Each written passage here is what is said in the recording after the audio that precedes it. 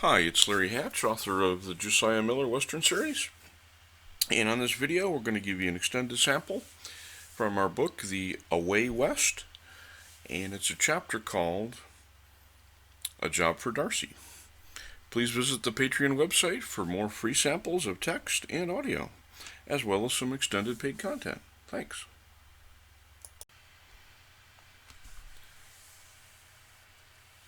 Josiah Miller, Away West. Read by the author, Larry Hatch. A Job for Darcy.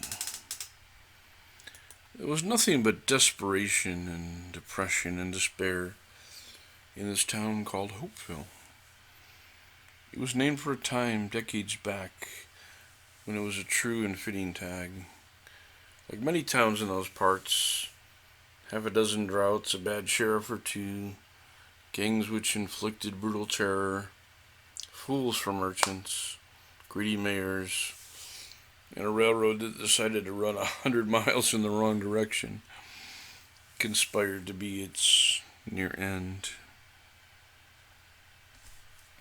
Sheriff Darcy was a good man and as true, calm, and honest as that role might ever be in those parts. What he lacked in stature he made up for with bluster and determination. His short, thick legs, always in tan linen pants, always in motion and brushing against the other pant leg with some noise and furor. His arms were short, his gun and belts never fancy, and he was never without his famous green corduroy vest. His hair was on the wane, thin top and sides, only long and curly in the very back, half silver and half brown. His face wide, giving him the aspect of a short, fat man.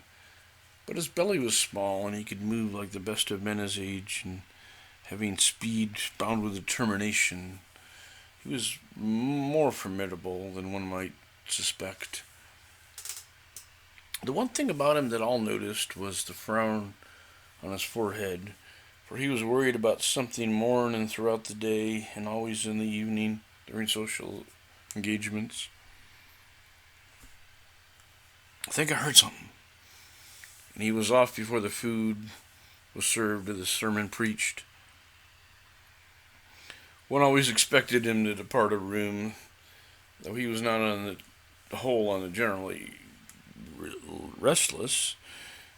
Even when a bandit was jailed or a wild party conquered, he was worried about the next event that had yet to present itself. He was ever vigilant and forever in turmoil for no apparent reason. He was cool in battle, but oddly fretting when the next thing had yet to appear and be named. Darcy was very much at peace with his skill when a conquest was named, clear, or identified for location. He had a plan, if such was known. The impending thing, or pending thing, only in his head was unclear, undefined, and unknown, perhaps even planned by wrongdoers. Well, he was not at peace. For a sheriff, there is always something impending and pending and yet to appear. Hopeville had 10 crises a week for such a small town, odd. And he knew how many more he had to go before the week was out. That was something of a good trait for a lawman, but less so for a husband, father, and dinner companion. Darcy was in equal parts a man of the good book, the law book, and well-read and literary books as well, such that his wife had bought. He always got his man, and that could not be said of his spinster schoolmarm sister Bettina.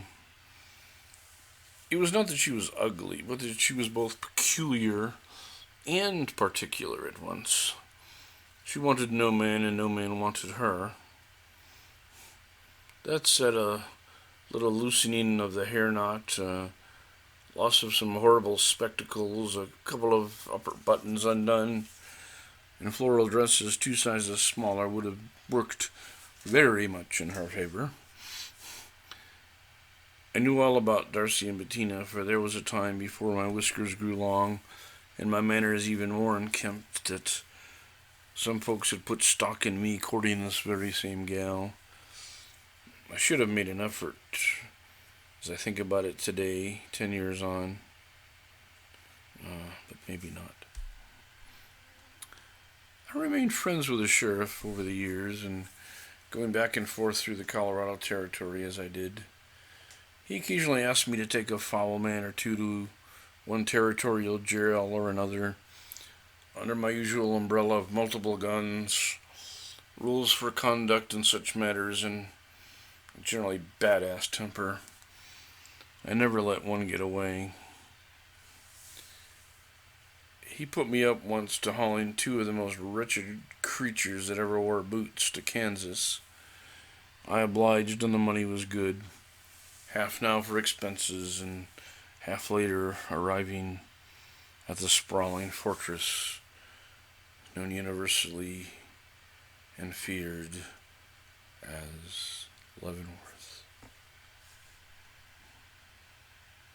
That first day, the eldest of the criminal brothers tried the old trick of strangling me with his bechained arms over my neck. I was ready for each and every move a prisoner in chains might toss my way, and without delay my buoy separated his outer covering from his bowels, it all spilling out terribly, noisily, with spurting blood, sprays, gurgles, torrents, more spurts, and assorted nasty things on the sandy ground for all to see. His younger brother winced with every spurt and spray, and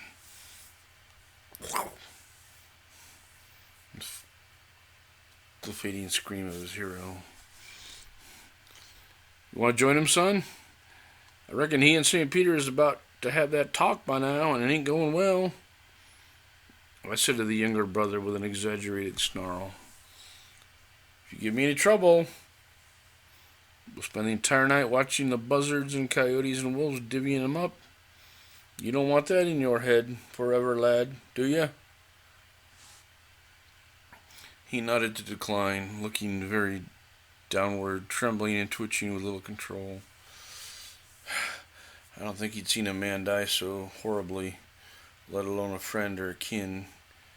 He was demure, compliant, and yet disturbed, till we cracked the tall iron gates at Leavenworth. Dark gray, somber, tall. The way they creaked, the sound they made. Tall, gray, sharp. I took my cash money and happily spent half of it at the prison store, which was only available to guards employed there and people like me bringing in prisoners and taking out bodies. The taking out body business was a good one, I heard. "Oh, well, he had been here. We just can't quite locate him at the moment."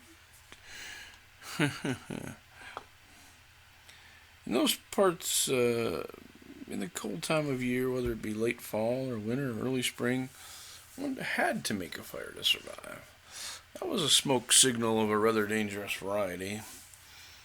And as Trapper Lee had taught me so well, I would make 3 different fires about 100 yards apart. The first 2 more visible from any major trail, and then the actual one upper, farther out, that was my true camp. This served 2 purposes, at least. One is that any curious party would think we were a bigger, more powerful group than we were, being a group of 1. 3 fires pretty much equaled 20, 30, maybe even 40 men in those times. Secondly, if they only had the means to attack one at a time, they were apt to pick the wrong one, making our odds go from 100% attack to about 30 of being found. And if time permitted, and Lee always insisted we take this time, sharp metal spikes like he carried were put in on every trail from the obvious fires to the real camp. Any man or horse would be given away by the painful approach. Horse noises, man noises, horses dumping men. He was even known to carry husks of cactus from Arizona for this same function. Cactus can cripple a horse with ease. He often tied little strings attached to cooking pots or bits of metal and cups, so that any severing of the routes to the real camp gave us a signal. That night I kept to just 3 fires and none of the noisy tricks. Spacing was somewhat dubious, but my options were thin given the width of the rock ledge backing me up. That was a mistake and a point of laziness on my part. 2 former comrades of the brothers had been following us, and when this vandalized body was found, their tempers flared to the point of no control. They had thought better of dueling with my fancy silver guns and my talent as just 2 against 1. But 2 angry men burning with hatred and having this raised motivation was another thing. It overcame reason and odds. They no longer cared for their own safety. Revenge had to be done, for good or ill. It had to be tried. Such was the way of men out west. Boot hills are filled with men who lost, who tried and lost. They came crashing through the second of the decoy fire pits, and I was still drunk from drinking late when they reached into the real camp. No cups nor spikes to slow them down or alert them. I was fortunately behind a bush in my blanket with 2 fake blankets and made-up straw bodies for their immediate attention. It was so I shot down the first man with utter finality. The second fellow was strong on his draw and saw my position in a second, and firing back, he hit my left shoulder. I hit him down for good by the 5th second, but screamed out, as I should never in the wilderness. My wound was not deep, but somehow very powerful nerves were hit, bleeding little but hurting much. The route out of Leavenworth was not known to me, and being now 4 days from prison, it was unclear where I should go for a doctor. It was likely 4 or 5 days in any direction. But fortunately I ran into 2 fellers escorting some prisoners to the Grand Fort the day after my wounding. They had a goodly medical kit in a large brown tin of metal and patched me up. There was no bullet to remove. I was just a big chunk taken out, basically. But they felt unqualified to put needle and thread to my flesh.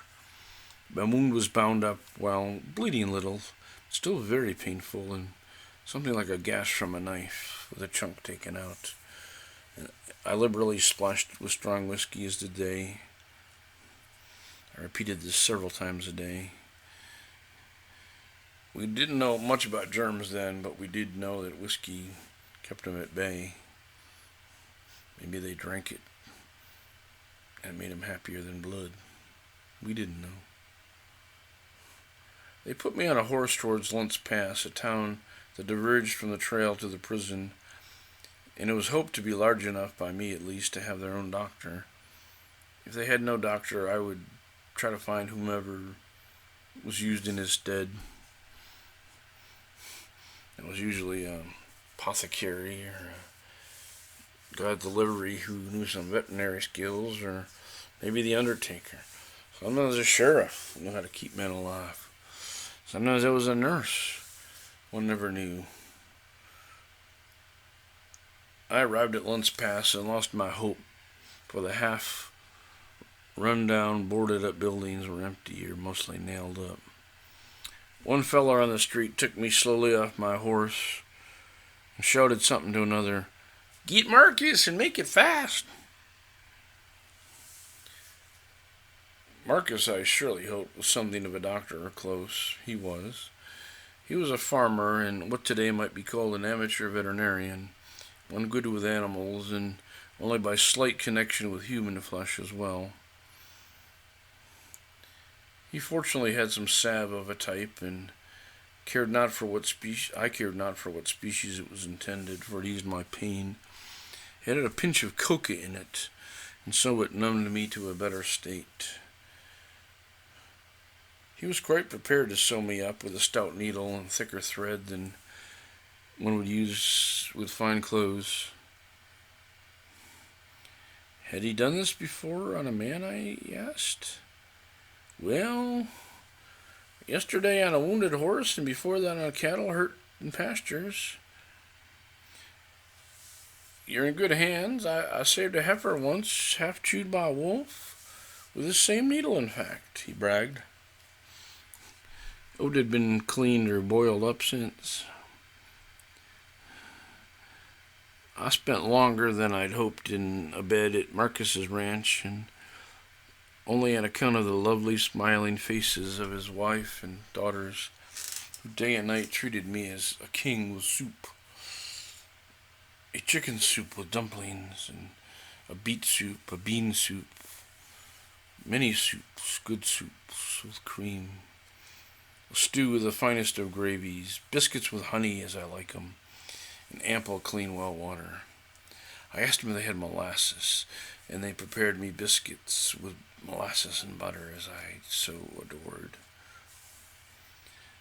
The very sight of his ladies walking in and out of my room in lacy dresses brought life to my loins and mind. I was down the road a good 2 miles, once healed, and having done my second loop to check for followers, did I really suspect that an unaccounted noise was a person following me on a horse. They were none too clever or as quiet as a crook would have learned to be. But desperate folks are not always skilled or quiet, so I had to watch and listen for a person with nothing to lose. You don't always assume those following you are skilled. Often they are not. I rode another mile fast, deliberately so, and decided to do a third loop back, and with equal vigor.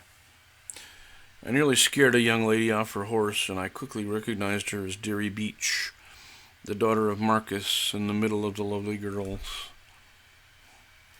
I admonished her to return to her parents, and she refused, saying she'd rather die than be beaten again. I knew only kindness from her parents. Apparently the girls were often beaten in a cruel manner with ropes that had harsh, sharp knots as she turned them over and over again. These were sharp knots, hardened by water and some kind of solution, like salt, I guess. I simply did not believe her until she peeled up her petticoat to show me a scar in long lines with signs of being stitched with thread. No. On such creamy young flesh, that was wrong. Her hair was of a dark golden shade, not shining much, but of a dirty brownish tone, very straight, not curled in the least, and with glowing eyes of gray and hazel shades, subtle, the whites of her eyes almost contrasting and darting. Her lips were thin, naturally quite red, and as perfect as a girl might have. Her figure was thin, wiry in fact, and she tempted me with a view of ankle on many occasions. She had an elegant walk, as all men will know. And so. Shocked by her readiness to show me leg, and much of it I had transformed my former fantasies while in bed to a new place, decided to let her ride with me until I thought it all out. No doubt Marcus and the men from town would come after us. So it was that I took a very difficult route of a major trail. I suspected they would not take the harder route. By the 4th day, I was sure we'd be clear and fine, and so it was I found a set of caves and set up for us a simple home from which we could hunt and travel to buy some traps. That very first night she confessed her admiration and passion for me after those long days in bed.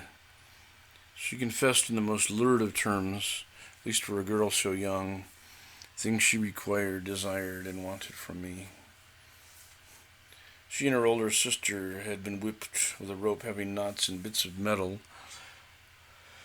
for having found and been caught reading a kind of paperback novel that saloon girls use for inspiration.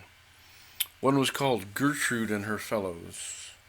It was full of lines about heaving bosoms and legs erased and tingly lady parts, nipples bitten, fingers a-flying, and the like. My scenario, the next hour as night had fallen, was clear and certain. But there was a surprise. Miss Derry had been with farmhands before, and she was no virgin, no innocent by any means. She had only been caught for the book in some means not found with a child. That night she was clearly of some experience, little, but some. But I think she likely had exaggerated the number of lads she had seduced.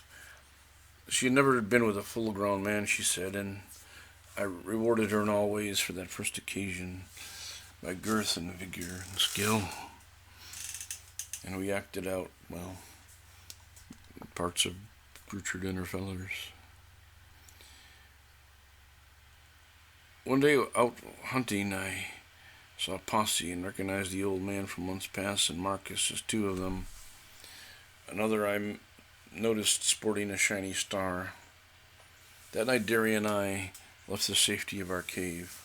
These men knew to travel this far, they'd surely know of caves here and soon be with us. She didn't think so. But all men know when there's caves around, and, well, outlaws find caves. We rode long and hard that fast night, and giving no concern for the hazards of riding fast through slightly open woods at moonlight. I was knocked off my horse once by an errant connection to a branch, and recovered with my wind as Derry giggled for my unintended comedic relief. We came to a town called Cole's Draw, and because Derry had not heard of it, I figured we were far enough away by now. She said her father never mentioned such a town, and he often traveled to sell cowhides and dried meat in their immediate area. I hoped she was right. I introduced her as my wife, and that we'd like a room at the hotel. We only got 2 rooms here, said the little boy behind the counter for no apparent reason. One's taken for the week and the other full too, he said. I noticed some chickens walking out of one room on this single-floor hotel. There was also one for a fancy man, and the other room was half barn. Where can we get some grub in a room, then? I pressed him a little and made my silver pistols more obvious. Well, Clara May lets out rooms on occasion. Don't go near cooking, though. He said only halfway to comfort us. We found Clara, a very large woman of near 300 pounds, and quite struggling in her waddling about, but she was persistent, as large women often are and have to be. The scent of her cooking was quite tempting, as it turned out, and so the actual taste quite opposite of what we had been told. Chicken and dumplings had never been so flavorful, soft, chewy, and a good mix of crust and sauce. Derry and I got a room in the cabin out back, and so had much privacy in which to indulge our favorite pastime. I was unrelenting in my passion, and she was more the happy for each additional session that transpired with most satisfactory results. Clara May once peeked in the window, and we cared not one bit. I tossed the blankets from the bed with a casual flick of my foot. So much the better her view now. We stayed at Clara's for a full week, until we were sure no posse would be riding in. Clara checked in with us most nights, covertly, and what was not spoken among us no doubt added to the excitement for all. Indeed, I once took Derry to the woods and had her fully on a moss floor, hearing noises behind us with no concern. "Let's give him something to look at," I whispered. Leaving Cole's Draw came suddenly, for a man in town told me he'd seen a posse to the north, and knowing of my fancy pistols, thought I would like to know. I paid him a silver dollar for his trouble. He'd apparently never seen a posse, and half bowed and thanked me like I'd deeded a ranch to him. They're always those men. Thought you'd like to know, and they make up something and get money. But it's better to know than not know, to be told and surprised. I ain't wanted, but I may join them. Been on 30 rides if I've been on one, I said, telling him a lie with an easy smile. In keeping with the lie, Derry and I departed that very hour and rode north. Later we rode west through thick woods to be sure this posse, not likely wanting us, I hoped, would elude us. We headed for the woods, found a bit of moss.